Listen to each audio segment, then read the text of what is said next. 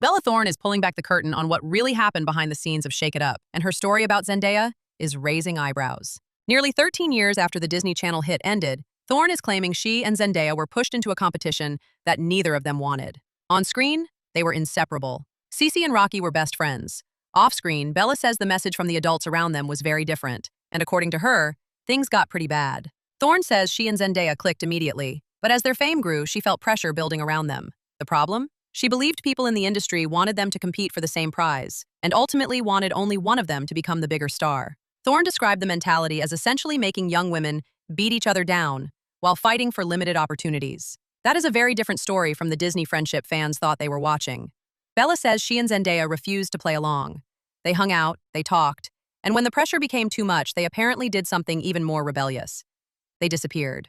Thorne recalled filming a Good Luck Charlie crossover when she and Zendaya realized they had a few scenes before they were needed again.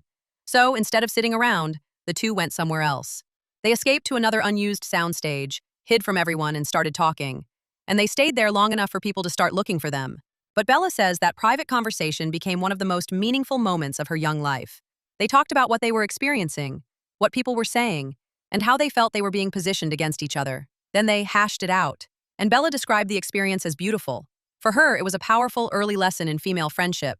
Two young women realizing they could speak honestly, actually listen to each other, and walk away understanding one another better. That makes her story even more striking, because while the industry may have allegedly been trying to create a rivalry, Bella says the girls themselves chose solidarity. And Zendaya has remembered those Disney years warmly too.